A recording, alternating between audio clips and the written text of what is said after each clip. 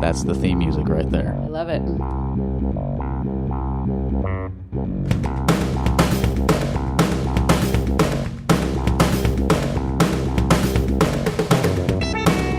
And I wait until the higher part comes in, and then I start speaking. Well done. It's like the perfect part to stop the introduction, you know? Yep. Okay. Hi. This is iHearIC Radio. I believe, I think this is the 142nd episode. I should have just looked at that before I started talking. It's the 142nd episode. Okay. This used to be a live radio show. I don't know if you ever listened. Not when it was live. Yeah. Used to do this on KRUI once a week, but now it's once a month, and it's just a podcast. Okay. And it's like a subsidiary of the other podcast. Okay. So, it used to be like my main thing. Now it's like a sub-series. It was taken over by the other thing. Okay. Okay, I might need a chart to follow. I'll come back to this. We'll have to recap this every few minutes as we go. Okay, perfect. But this is a podcast that's primarily about people who make music in Iowa City. Mm-hmm. Sometimes it's a bit broader than that, but that's absolutely the topic today, is a musician who makes music in Iowa City. Mm-hmm. And this month's guest is Jordan Sellergren. Hello. Hello, Jordan. Thanks for coming over. Thank you for having me. I think you said you have not done a podcast before? I don't know if I have or not. I'd have to sift through my records. Yeah. Do you feel like you're good at having a conversation? Yeah, although I feel anxious today. Really? I took an anti-anxiety med at the office right before I left. Not because of this. Well, I think of my life, just the world. Mm-hmm. So if I seem abnormally keyed up, I apologize to the listeners. Okay, well that's good to know. I have not taken anything. Okay. So if I sound the same as usual, in my bag. Yeah. What do you got? That'll be a fun hour. Just popping. I don't know what they pills. do. I don't know if they work or not. Sometimes I feel like they make it worse. So we'll see. Okay. Yeah. Okay.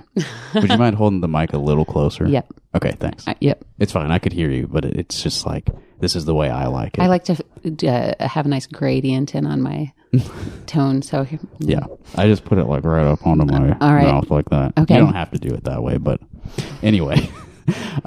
So there's a lot we could talk about, but you have an album coming out, I think April 2nd, right? April 2nd, yep. April 2nd. It's called Banner Year. It's called Banner Year. Is this... You released at least 2 albums before, right? I have, yep. And then there's a secret album that was redacted for reasons that I won't go into, but it exists, but only in my things private. You won't get into. Yes, exactly. Oh, there's so much. Your private life. Okay, so Banner Year then is like the third full-length album that people can hear. Correct. Yeah. How long did it take you to work on this? I started, so it's releasing in April. I started writing it October of 2022. Okay. So that long. We finished recording last summer and then did like various mixing, additional recordings and stuff on top of it. But basically wrapped it up in the fall of 2024 and off she went. Yeah. Nice. Okay. Well, now I have like all of your music downloaded from, I got it on Bandcamp a while ago. I'm trying to determine if I have the redacted album. You wouldn't, because to make sure I avoid it. It's set private. It's called Estuary. I don't have it. I recorded that in Austin in 2013 and 14. And, some people have heard it and some haven't. And some people may again someday. I don't know. We'll see. Yeah, I have Milk and Eggs, Sweet Bitter Tears, Taking the High Road, My Heart is a Fire. I think those last 2 are singles, right?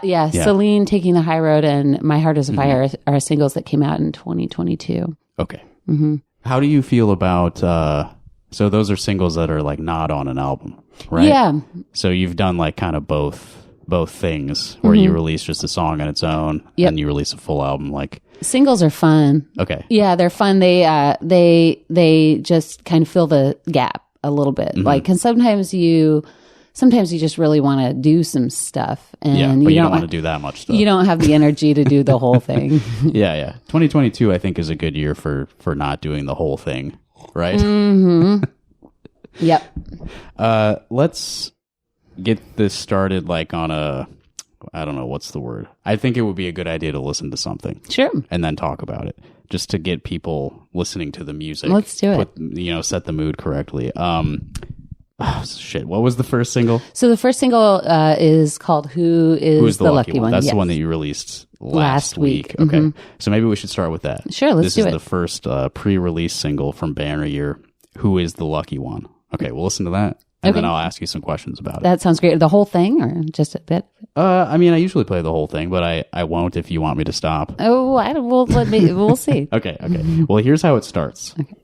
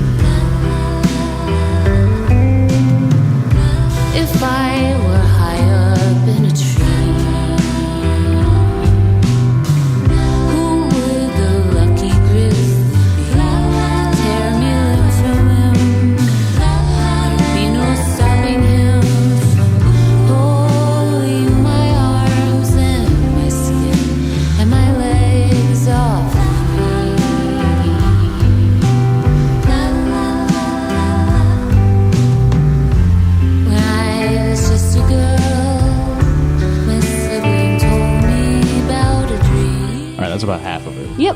As we're in the bridge now. Yes. Lovely. All right. Who is playing on that? Okay, so I'm playing piano. I am singing. I'm doing the backups as well. Oh, nice. Did you do them at the same time? No. No. So Joe Galoro is playing bass. Matt Berneman's playing drums, and Randall Davis is playing lead guitar. And I recorded like a demo at home. It was one of those songs that just like the like main line came to me really kind of quickly, and I went downstairs and recorded it right away. The main line as in the melody? Or? Yeah, okay. Exactly. Yeah, like if I were stuck out at sea, that the whole thing came. And so I went downstairs and I worked out the piano, and I like right away, like the backups came up, and I don't have a lot of experience doing backups. I've only done them on my singles, the 2022 singles. So I just kind of like, I just went for it, and they kind of, they just like formed automatically, which was, which was really interesting. So it's like a new development, something you learned from the singles. I did. I really did. Yeah. And actually, so I had Sam Drella help me with the singles backups, because I didn't know what the hell I was doing, and I needed an expert's help. And so I had sent her, the tracks as they were, and she just kind of offered some suggestions on what to do on those. And I learned a lot. It was really, really helpful, what she suggested. So basically, like you're inexperienced with like, or were inexperienced with like just vocal harmonies and contrapuntal sort of ideas. Yeah. Yep. Interesting. Yeah. And so, and on this song in particular, they like really, they do a lot. There's a lot of like structural, purpose in them. They like, especially in the bridge, the bridge is like a very simple kind of, thought, and then the backups, the la-las and oohs and ahs and whatnot, really like take over the bridge toward the end and guide it into the next verse. Nice. Okay. I like the way that you talk about that. How like, you maybe were thinking in a more sort of like a simpler kind of song structure, beginning to end, and now you're thinking more like ensemble, and like the orchestration of your song is like getting more complicated. Yeah, for sure. And then also, just like there is like kind of a dreamlike whimsy to it all. The song is, in its essence, it's kind of about like, well, this sounds really, it's kind of about like suicide ideation. Okay, cool. That's been coming up a lot in a lot of my conversations with people. Yeah, I think it's a very common theme. Yeah. But the like dream bridge, the lyrics in the dream bridge are about this is a strange childhood story. My sibling Bird, when I was very young, told me. Oh, this is, you like literally say this in the bridge. Yes, right? Yeah. My sibling told me about a dream. Had told me when I was maybe like 4 or 3 years, very young age, that they had a dream that I was run over by a semi. And looking back, I think that was probably about a Pet Cemetery. I think there's. I was about to say Pet Cemetery, which interestingly was directed by a woman. One of the few, I think, like popular horror movies that was. I'm not a horror movie person, but I happen to know that this takes place in the. Who did direct that? Do you remember? I can't her name? remember. I was just like, we were talking about her at dinner the other night. I can't remember her name, but that I was very young when Bird had told me about this dream, and I just remember like laying in bed when I was, a toddler, basically thinking about being run over by a truck and what the aftermath of that would involve. You said you're 4? Something. I was young. I mean, I remember I was in like my first room as a child, so I was like very young. And just laying there thinking about death and like what that entails, like what, and then like the like how it affects the people who know you, wow. like, and it kind of spun out on that as a kid. And then, that has never really ended. So you just never stopped thinking about it. Nope. Mary Lambert was the director cool. of Pet Cemetery. That's sweet. I think, unless the results are coming up for like a newer one. Is it the AI version? It's like the inaccurate. Yeah, it's impossible to know. Okay, Mary Lambert. It's Mary Lambert. Yeah. Great. I don't know any of her other work, but nor do I. And I don't know that either. I've never seen it. Oh, right. Yeah. It might be too much for you given the maybe childhood memory. Maybe I won't. So do you think that the like thinking too hard about getting run over by a truck and thinking about death at such a young age, I guess, is suicidal ideation like a real issue for you? Well, I am occasionally prone to depression, and I think that sometimes when solutions seem too abstract, like real, actual solutions to your problems, the escape hatch of just being no longer existing can feel very comforting. Yeah, I feel you. That's pretty much exactly how it happens for me. It's like, oh, wouldn't it just be easier to just not have to do anything anymore? Right. And so actually the whole process of writing this album, like it was like, it was a journey. And I was very deep into like escapism. I was in my head, like more deeply in my own head for about a year or more than I ever have been in my entire life. And, I would just kind of go into this like escapist mode, and that was part of it. I don't know. I mean, I thought of a lot of things, but that was like maybe the darker side of it all. Yeah, the most real escape. The permanent escape. Yep. So when you were in this like escapist mode, was there anything you did aside from just like be in your own head about it? Are you like fantasizing about stuff? Oh yeah. Yeah. I was a big fantasizer. I actually, and I don't know if it's actually, to blame, but I got really into fantasy novels, and, I had this kind of like notorious Game of Thrones phase, like after everybody else watched it, Well, I saw you all dressed up a couple I years made ago my for band dress Halloween. up as the Stark family, and we did like this Grateful Dead set for a Halloween show. But I had started reading the books, and I just like, I enjoyed them so much, and it felt like it kind of pulled me out of my real life. And it gave me somewhere to go for several months, and that was really nice for me. I think for some reason I needed that. And, And then it just, once I had finished all the books and I had finished the series, I just kind of kept going in this just like in my own head. Fan like fiction or anything? I did a little. Really? Yeah. Yeah. I mean, doesn't everybody, you know? I mean, you dabble, you got to Yeah. check it out a little bit. Yeah. But I like created my own fan, you know what I mean? just in your head though, you didn't write it down. No. But like, I guess it's, you know, making my band dress up. I feel like that. Like Sure. I just lived, I did all the costumes and everything. Yeah, kind of a LARP. I went full. I like bought a sword and like a chainmail helm. Like I went. That's really cool. I went into a deep medieval phase. Yeah. And that's the cover photo. I'm wearing this like gorgeous medieval dress by Abigail Mansfield Coleman. Where was that photo taken? At Menards. Okay, I was gonna say you look like you're just in a store. I'm in the Menards lighting aisle. It's kind of a cool juxtaposition. Yeah, well, that's what I was after, and I didn't really realize it till I got there. I also had completely forgotten they had that fantastic green carpet until we got there, and I was like, holy shit, this is fucking amazing. Like I love the colors in that photo. So it was a very conscious choice to go there. It was. I knew I wanted to do something that felt like that incorporated this gorgeous dress into just the mundanity of like our world, you know.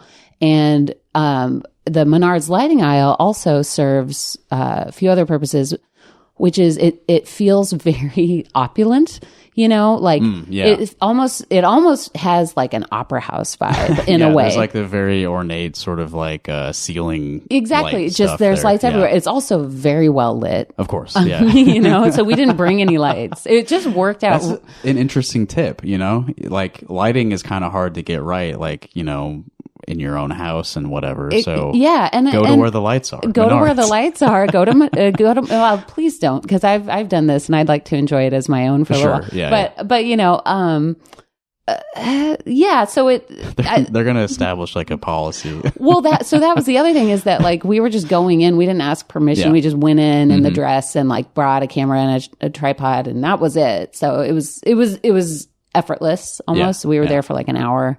Really? Okay. And they didn't confront you? No, there was one employee who, maybe one or two, who kind of like peeked around the corner a few times. Yeah. And there were a few, you know, there was like some giggling in the other aisle, but we were fine. Okay. They left us alone. Yeah.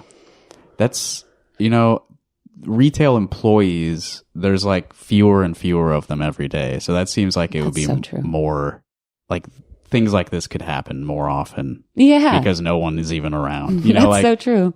Nobody bothered us. I don't know if I should say this on mic.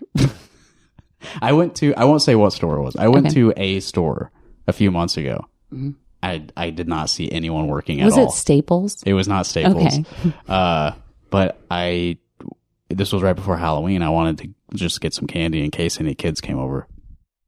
No kids came over. Okay. The candy was for me. Well, now I know where you live, so I'm going to come over and get that. Yeah, you can come on Halloween. I'll probably have a little bit of candy. But anyway, I could not find a single employee in the whole store. Interesting. So I just took it back again. I'm going to think about what store it might be and text you later about. Yeah. I'll tell you off mic. Okay. But I shouldn't admit to, you know, I admitted to a crime. I won't say where I did it. Mm-hmm. That's keeping me safe, right? Mm-hmm. I think so. Should we listen to a little bit of the second single? Yeah, we can do that. You think it's the time for that? Yeah, why not? Yeah.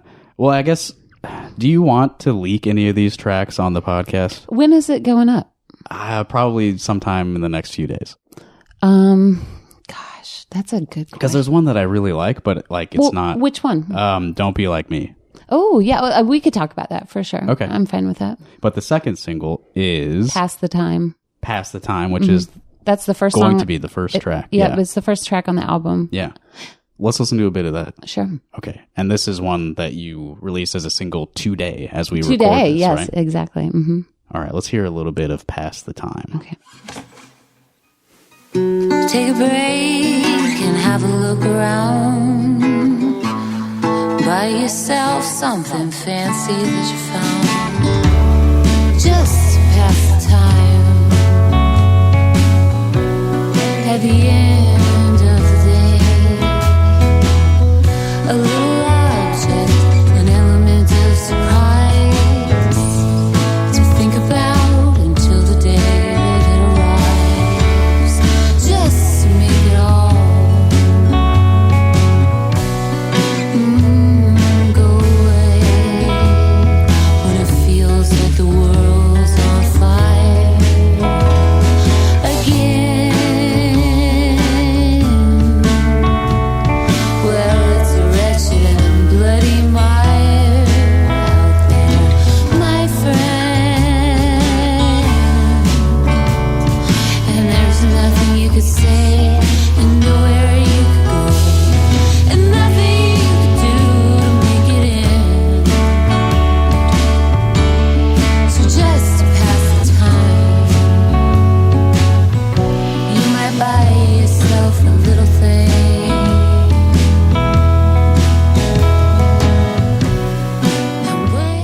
I was gonna just play the whole thing. It's a short song, It's a super short song. There's a lot of short songs on this. Yeah. Baby. It's, said what I needed to say, and that was it. That's a good attitude to have. You don't need to stretch it out if it's not necessary. I've done that before. Like there are quite a few 5-minute songs on Sweet Bitter Tears, and this one I really felt very concise in my approach, I suppose. Yeah, you even fit a bridge on the last one we listened to. Yep. It's still not that long of a song. It's like that was like 3. I don't think anything's over. And there's nothing over 5. Everything's around 4.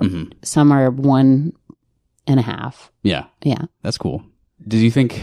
So we were talking a bit about how like you developed your skill for like background like vocal harmony writing. Do you think that this like conciseness is a part of that like your process developing over time? Like you're getting more efficient with your songwriting, do you think? No. Okay.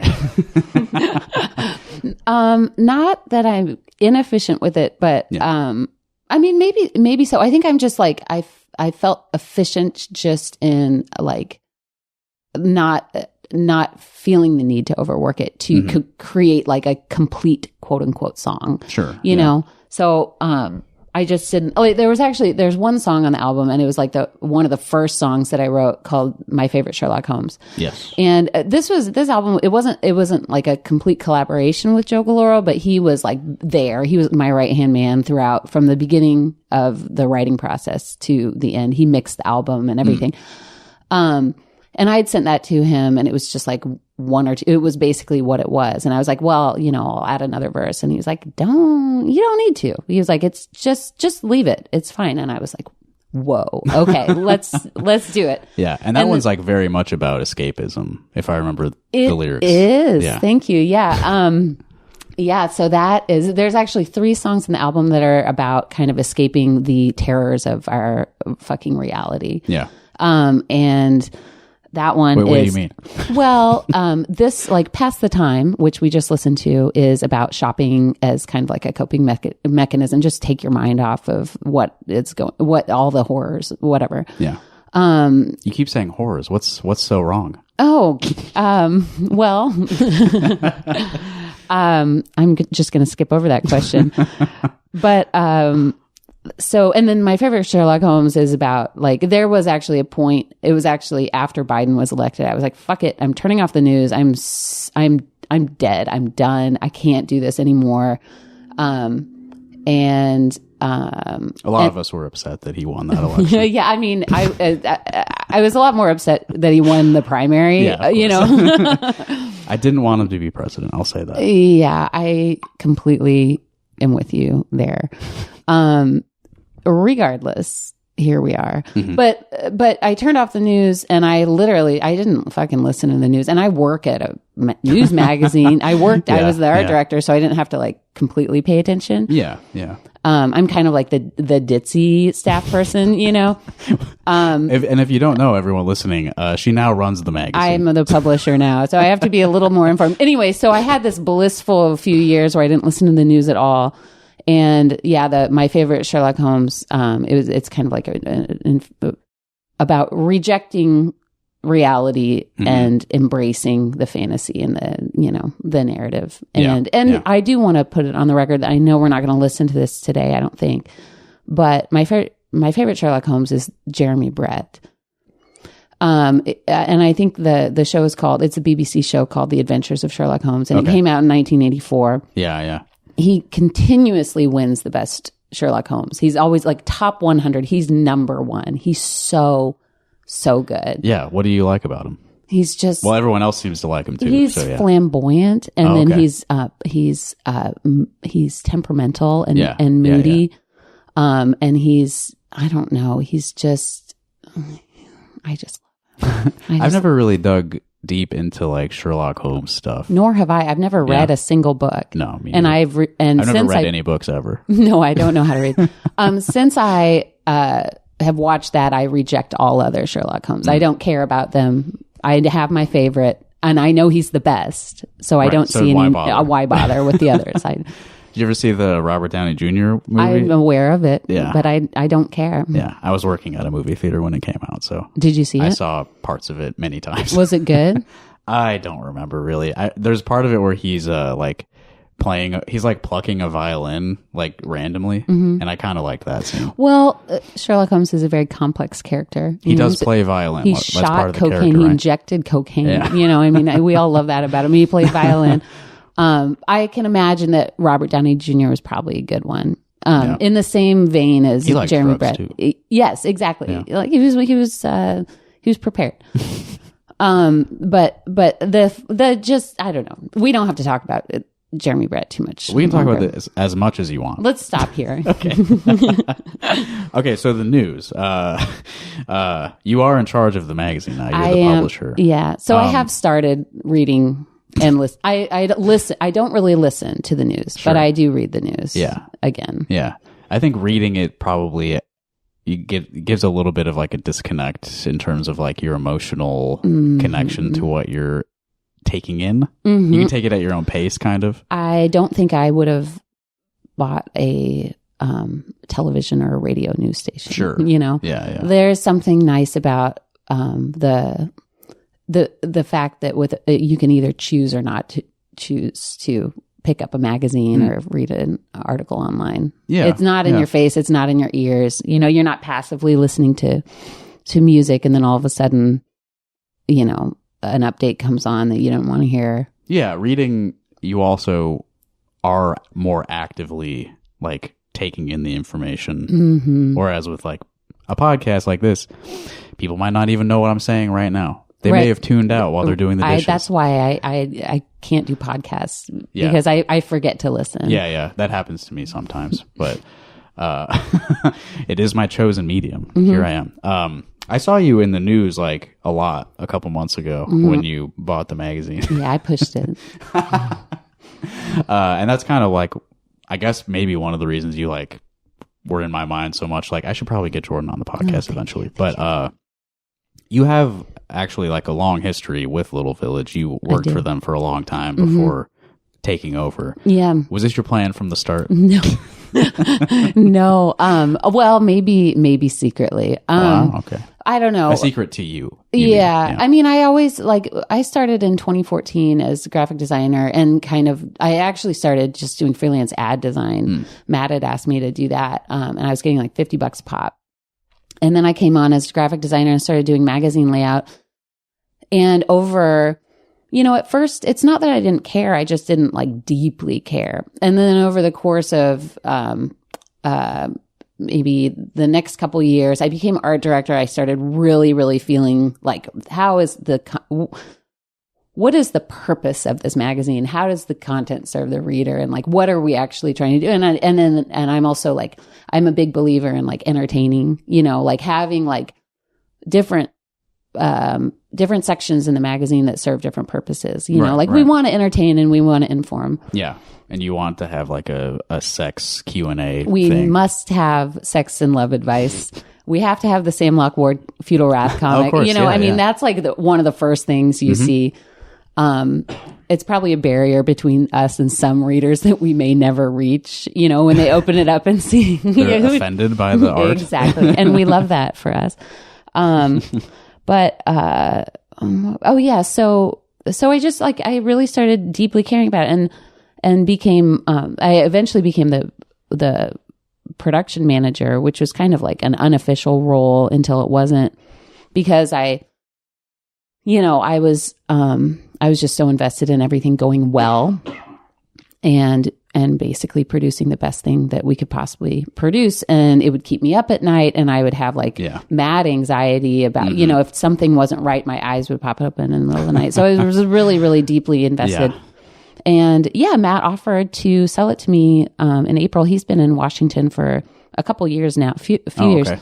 And so it just didn't really make sense for him to be there. And, you know, I'd considered the possibility before he asked. And when he did ask last August, I think I said, fuck you, you know, or something like that. Like I rejected it outright, but then I gave it some thought for a couple hours. We were drinking on my porch and, having a good old time arguing about work. And then it just kind of like over that evening, like I woke up the next day and I was like, I'm going to do it. I'm going to make it work. And here we are. Well, yeah. I mean, if you're kind of stressed out about it 24/7 anyway, like you might as well be responsible for it. Well, what's funny about that is that I was like considering retirement, like, and I was like, oh, should I get that university job? You know, where like you got the benefits, you got like, I'm under the impression that people can like work part time and still get benefits. I don't know. I don't know if that still exists anymore. Yeah, I mean, I wouldn't put all my eggs in that basket right now. Right. No, and there is some, you know, I think a lot of people were shocked. A lot of people are shocked that it exists at all, let alone that somebody would buy it because they think it's viable. Yeah. But to that I say, well, it is, if you don't mind me interrupting here, it is kind of, I think, to like anyone who like encounters Little Village in the Wild, it's like a free magazine. Yeah. So like if I can just pick it up for free, I don't understand how this thing is making any money. Well, you know? it's mostly advertisements. Yeah. So it's like 80% advertisement revenue. And then we have like reader revenue, people donations and stuff like that. Like a voluntary subscription thing. And then the elusive grant revenue, which I have not captured yet. Okay. Yeah. But so you're not running off of any grants right now. No. Okay. I've applied for one and I was rejected for one. So yeah. 0. My batting average is very bad. I mean, I have no idea how to navigate that process. I have friends who are great at it, but I know. And I think you just have to keep trying and you get better and better at it, but it's very time consuming. Anyway, so advertisements and reader revenue. But the thing about, despite it being a print magazine and like the whole print is dead thing that was, I think, a very common belief for a long time, it's actually very diversified. You know, like there's hundreds and hundreds of advertisers that like could potentially place ads in the magazine. It is free, so there's no paywall between the reader and your business. You know, I'm sorry, I don't mean to go on this spiel, but like, additionally, I'm interested. So good. I'm going. glad. Well, we're also geographically diversified. Like we are in, you know, I think 7 different metropolises, if that's what you'd call them in Iowa. Iowa metropolises. Huh? Yes. So I just feel like, let's say, you know, the University of Iowa shuts down and Iowa City becomes just a shell of what it once was. Well, we're in Des Moines as well, you know? Right. So you can pick up and leave anytime is what you're saying. We will not. I want to assure everybody we will not. But it does, like, it gives me some security knowing that we're not only relying on Iowa City advertisers. I feel confident that it's also like we're serving a need. We are serving like a unique thing, niche thing in Iowa that nobody else is doing. Honestly, like this type of magazine, I think, is rare everywhere, right? Like, I mean, anymore, you're right. A lot of them are alt weeklies, but most of them have gone away. Well, there's actually an alt weekly like conference. And we try and go every couple years, and all the alt weeklies in the country meet up at a really expensive hotel. I mean, like, why this one, you know? But like, but they're out there and they exist, but a lot of them are no longer independent, you know? Right. And a lot of them are shutting down or struggling. And I wouldn't say that we're not, it is a struggle, but it does still feel viable. It still works. It works. Right. God damn it. Yeah. Okay. I have a couple of questions. I've seen this guy on Reddit. Since you speak of like diversifying the yes, geographically, let's talk about where the magazine goes. I saw this guy on Reddit. I've seen him a few times making comments about. He seems like he's kind of disappointed that Little Village is no longer Iowa City. Just only. Iowa City. I guess I don't know if this is a man saying this. I just assume when I see someone on Reddit that it's a man. I know who you're talking about. Oh, you actually know the person. Well, I think he follows. I think we follow each other on Instagram, but I know who he is. Okay. I've seen the comments. Okay. So it makes a lot of sense business wise that you need this to cover more ground. And I mean, I don't feel like the quality of the magazine suffers from also covering stuff in Des Moines. But this guy does seem bothered that it's no longer just Iowa City's own thing. Yeah. I mean, I do get that because it started that way. But I think the first thing I would say is that Iowa needs this progressive magazine. Yeah. Iowa needs something, it might be a naive goal, but it is my goal to help change the culture of this state, you know, and by just sticking around Iowa City, we don't necessarily need that as much as Iowa needs it. Sure. So it kind of makes sense to be headquartered in Iowa City. Yeah, and but to be sort of exporting the So that's something propaganda. That's something I've struggled with. It's like, we're here and we're covering Iowa, we're doing our best being based here. But, we are who we are. We're still Iowans, like I was born in Burlington. I was raised in Cedar Rapids. Like, this is our state. And we can cover our state from the progressive capital. That's okay. That's important. I think that voice is important. Yeah, I think so. Maybe we should be explicit about this. What about the culture of Iowa would you like to change? The environmental culture is top of mind. Well, I think... You don't think the water should be poisonous? I would like to not get a blood disease if I go swimming in a body of water. I actually spoke with somebody at the Iowa City Bike Library last year who had gone swimming. He was wanted to prove to his friends that he could swim across the Iowa River and back. He ended up in the hospital for 30 days. Oh my God. And he almost died. Wow. Yeah, because but he made it across? He did. As far as he did. Mission accomplished. Just swim to the hospital. Just swim to the hospital because that's where you're going to go. Yeah. So that's really something I'd like to focus on. I would love to get the elusive grant money to bring on a full-time environmental reporter. That's a goal. Yeah. It feels a little far away, but it also, I think it's really, really important. So lofty dreams really hit environmental reporting hard, and with photojournalism, that's beautiful. Talk to people, go to the small communities. These communities are being pushed out by industrial agriculture, and it's killing us all. We're the toilet drain of the United States, you know. Yep. We're the shittiest state. Yeah. Yeah. And it's not human shit. No, it's not. We have 25 million hogs in Iowa, 3 million people. So it's not the pig's fault. It's not. No, we're subjugating them. If they could write, they would be our freelancers, Yeah. Okay. So you need a full-time environmental reporter. I would love it. What if it was a pig? Oh my God. It would be amazing. Yeah.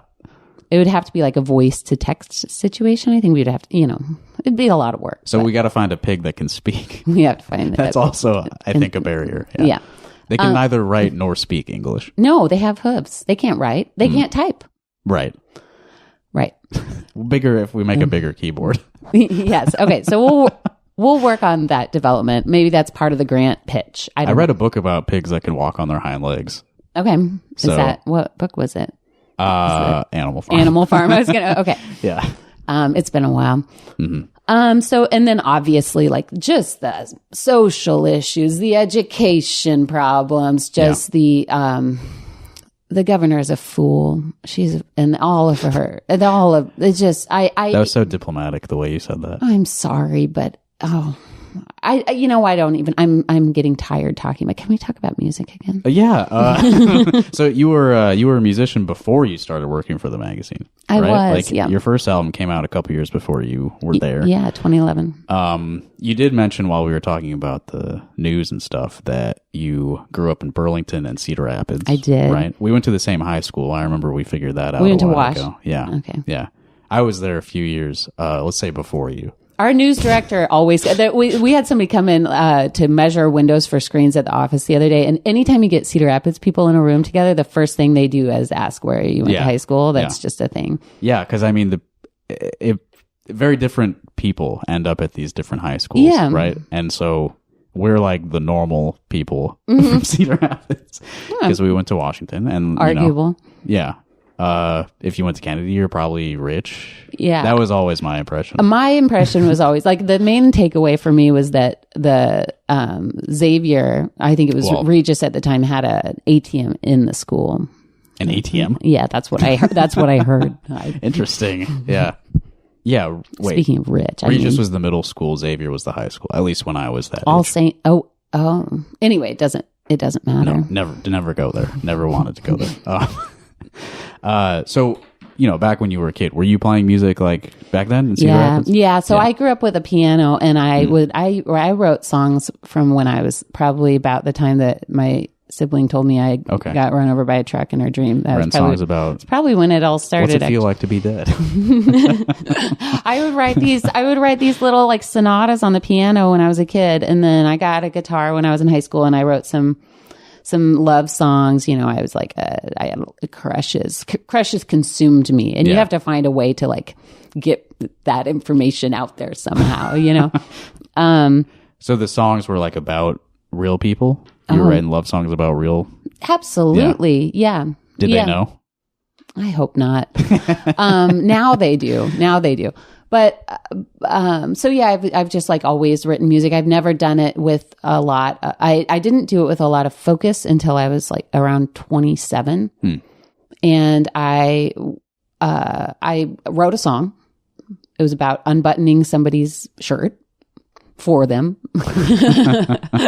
And my sister Margaret said, you should write an album. And it had never occurred to me. And I was like, oh, okay, I will. Yeah. And then I did. And then I transitioned from New Zealand, moved back to Iowa in 2010. And like I forgot you lived in New Zealand. Yeah. I did live there for a couple of years, and wrote a bunch of songs, and then started recording them. And that was my foray into recording. Do I remember right that like you have a parent in New Zealand or something? No, my son's father, Michael, his family had lived there when he was a kid. Gotcha. So we went there. Somebody's parent. I knew it was someone's parent. We went there, and then we spent a couple years there, and then moved back. The thing about New Zealand is if you want to see anybody else other than people who live in New Zealand, and there's more than one of you, it costs several $1,000s. It's hard to get there. That was not viable. Yeah. Yeah. Yeah. And it's not that big of an island. It's very small. It's so. Did you meet everyone? I know. I met everybody in New Zealand. No, I actually never left the North Island, and I never went to Australia. I was working. Did you see it?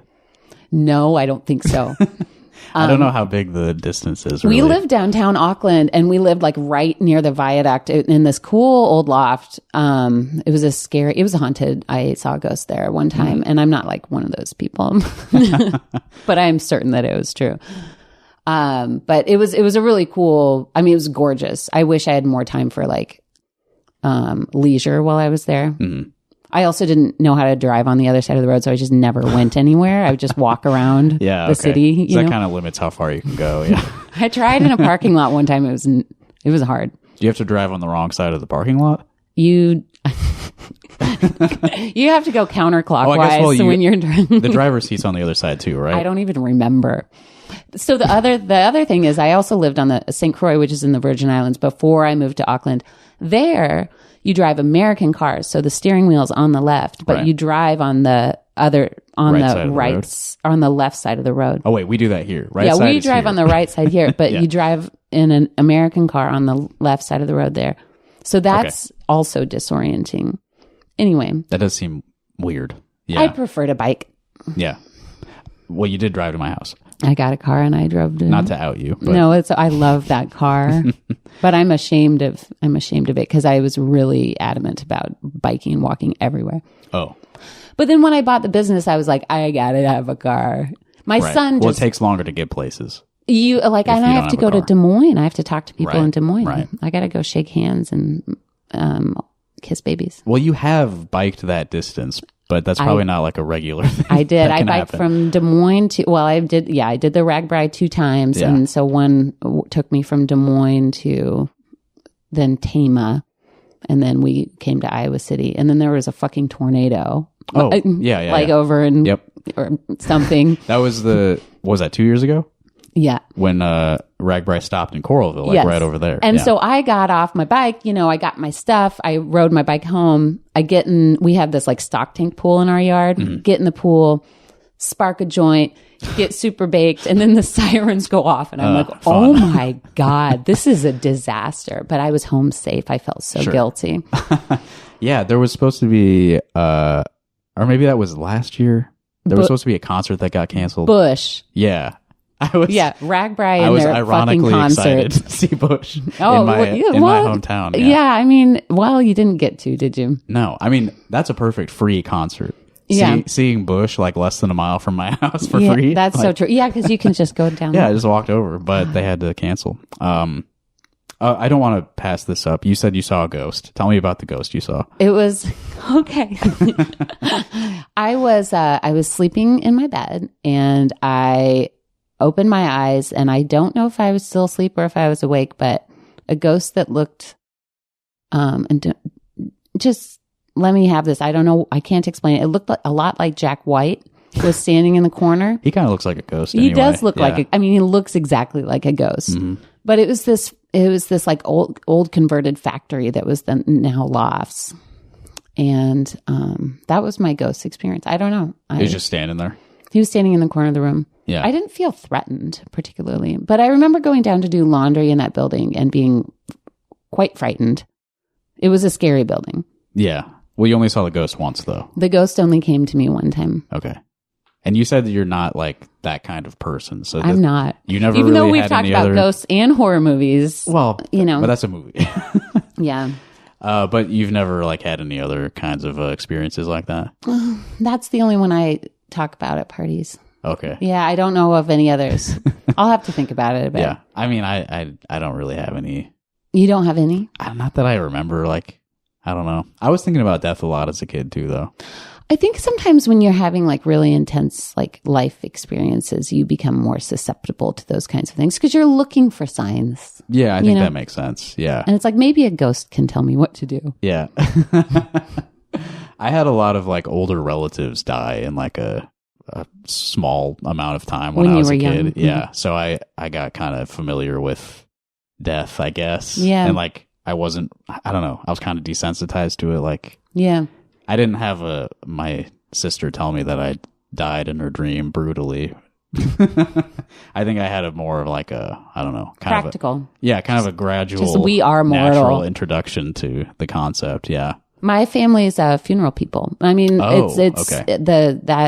They no longer are, but my dad's dad and his brother owned a funeral home in Red Oak, Iowa, which is where I started on Ragbri last year. Nice. Yeah. Red Oak is northwest, isn't it? It's southwest, and I believe that's where Joni Ernst is from, just for what it's worth. Yeah, I was like, old bread bags. Somebody's from there. Yeah. I won't. Let's not get into Joni Ernst right now. Do you think she's also a fool, like you said about the government? I admire Joni because she is thirsty, and I love that about her. She doesn't quit. Yeah. We did talk about this on the other podcast a couple weeks ago. All of the sexts that she may have been involved with. May have been, yeah. Because they didn't identify the women who were texting this general. I do think that that's the most endearing thing about her, whether or not it's ethical or not. When people are just lovers, I love that. Yeah. I love that.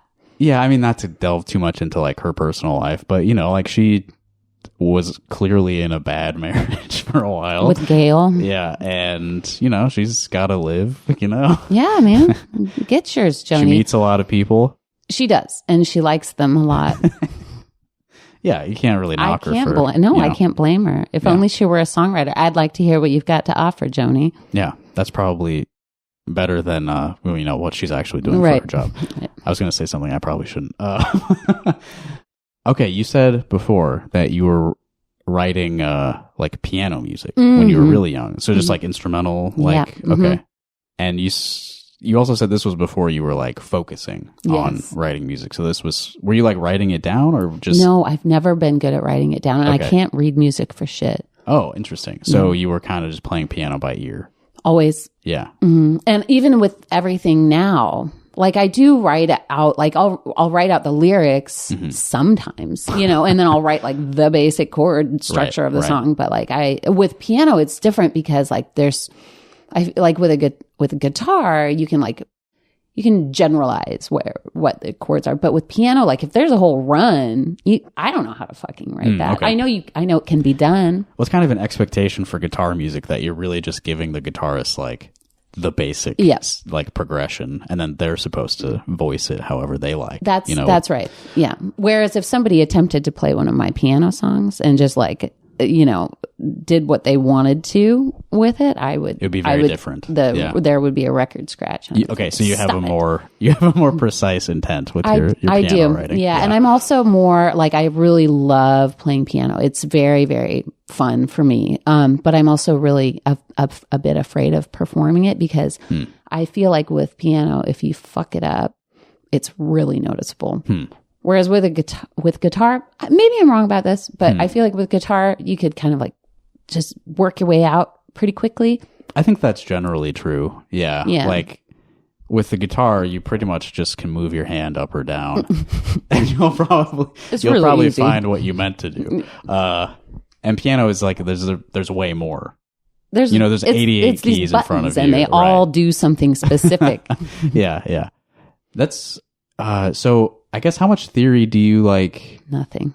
So you don't feel like you like understand theory, but no, and clearly it's always you're playing chords and stuff. So you have an intuitive understanding of it. I have an intuitive understanding of it, but like when you get me together with like my with musicians who do understand theory, I shirk away. Yeah. Yeah. Well, yeah. So I told you I liked that song. What was it? Don't Be Like Me. Is that the name of it? Yeah, the one with the B3 on it. It's not a real B3. Yes, unfortunately. But yeah, I felt like the chord progression in that one especially was interesting. You're doing well. There's like a 1-3-4 thing. I wrote that one on guitar. Oh, interesting. Okay, but then I translated it to piano. Gotcha. Mm-hmm. So what's that process like for you? Like going back and forth between instruments, because you seem to think pretty differently about them. It feels very complete because it makes you you have to think about everything twice. Right. So that's nice. I like, and I also like, the process of having to like, if you need to change the key of something, like you really have to think about it a little bit more. What are we doing here? I don't know. Yeah. I think that helps me be a better musician, and definitely. Yeah. Yeah. I think you understand theory more than you realize. I don't know any words, so don't ask me any. That's okay. Any theory words. Yeah, I mean, I got the impression there was like a secondary dominant thing going on in the chord progression in Don't Be Like Me. Probably is.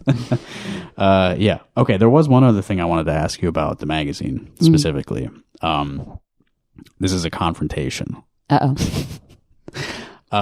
Little Village used to do a thing called Best of the Crantic. Oh, yeah. Yeah. I think it's been we haven't done 2 years. We haven't done it since, I want to say, 2019. Oh. Maybe it was later. It was more recent. Okay. I think 2022 might have been the last one. Okay, that's probably right. The only reason I realized what year it was is because I won one of the awards. Oh, yeah. So my question Congratulations. was, so in 2021 and 2022, there was a Best Local Podcast Award, and Rock Hard Caucus won both years. That's why we stopped. And that's what I was going to ask you about. Is that why the awards no longer exist? It summarizes. It's no, in a different way though. But like, Best of the Crandic. We're now statewide. We're in Central as well. So what can you come up with a word that's so filthy that encompasses all of our reader areas? I don't know if you can. You don't think the word Crandic is like appropriate for publication? I love Crandic, and I pushed for Best of the Crandic like as a part of the staff because I wanted to use the word Crandic as like part of our branding so badly. But it just, there was a lot of repeats. The overachievers were the main ones voting, and they have their opinions, and the opinions repeated, and they were, I think you don't want to just become the same issue every year. No, it actually felt like we were no longer providing this intended service.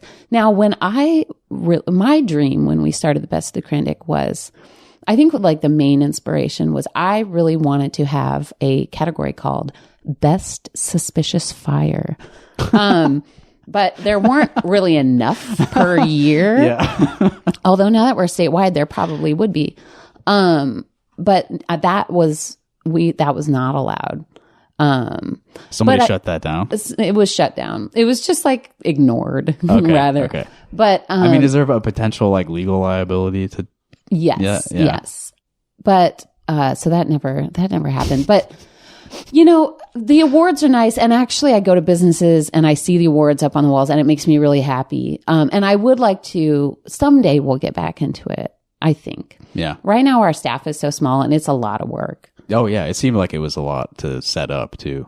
Yeah. So now in its place, we do the Peak Iowa issue, which is just like a bunch of fucking crazy facts about Iowa, which I love. Like the most recent December issue, December 2024, is one of my favorite issues we've ever done. It's just so weird. There's so much weird stuff to talk about. Yeah, yeah. Do you know about the Van Meter visitor? I wrote about him in 2023. Okay.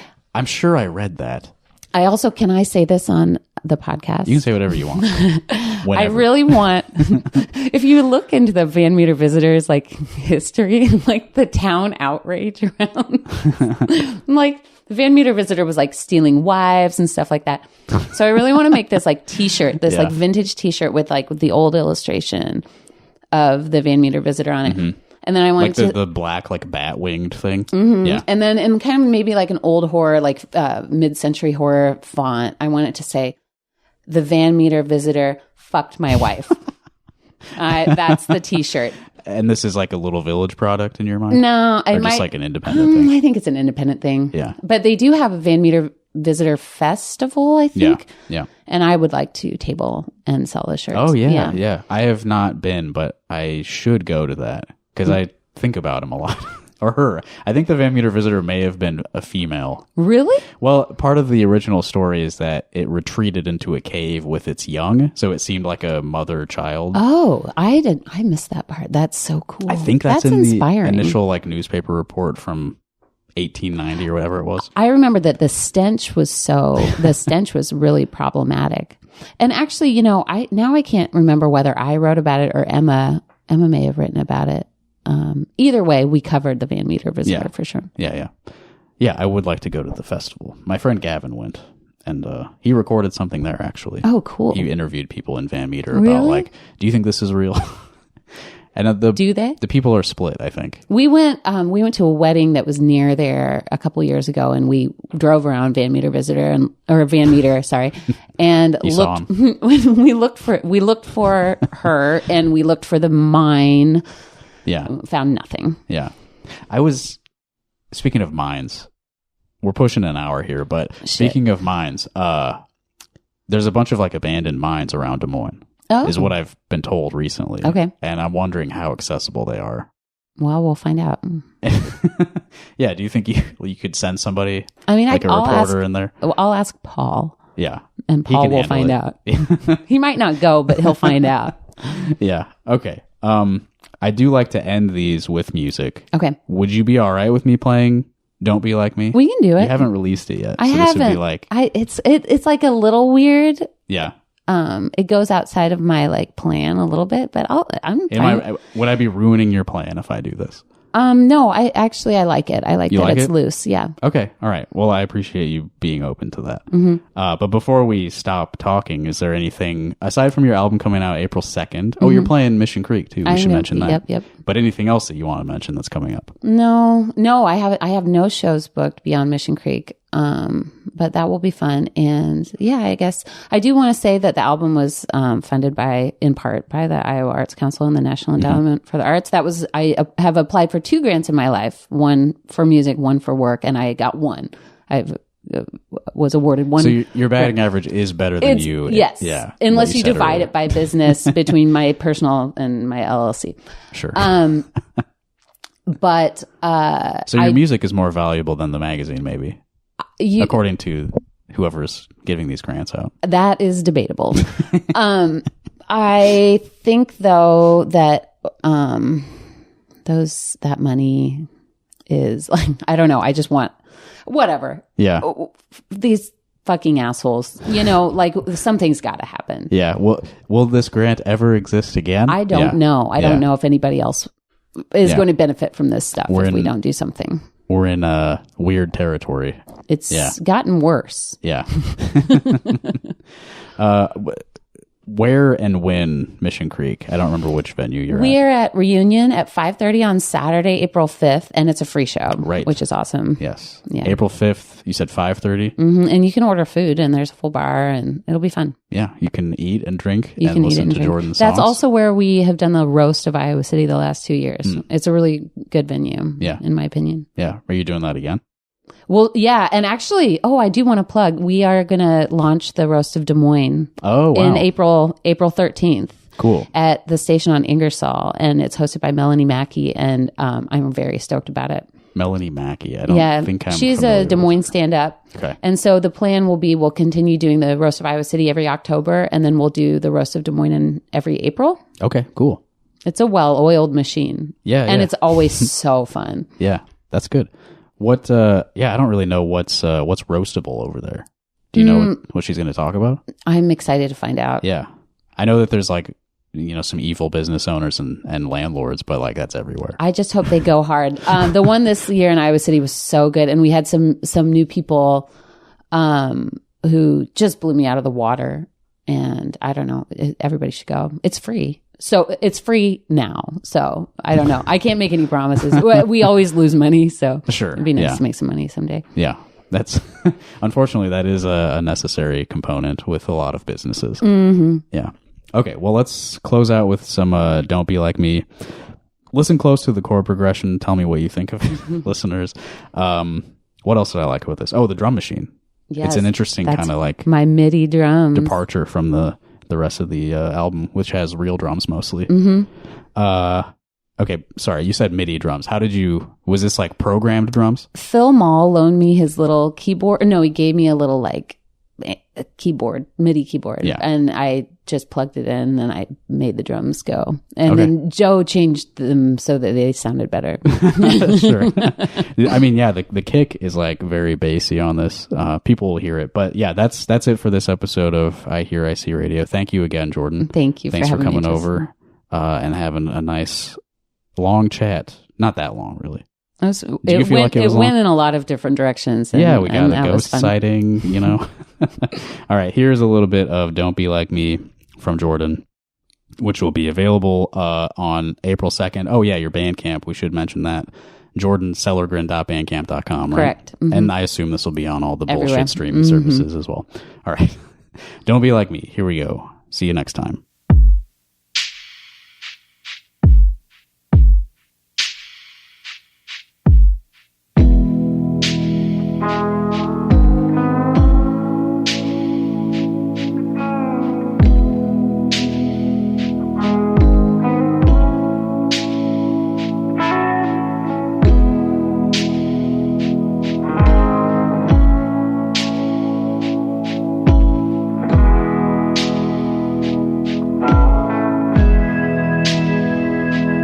Don't be like me, and don't move too fast or slow. Fast on the good things, then too slow to let them go. Just take it easy, but not too easy, you see. And don't be like me, except in the ways I need you to be. Don't be like me. It's like I just had to know what everything felt like. Then it's too hard to let 'em go.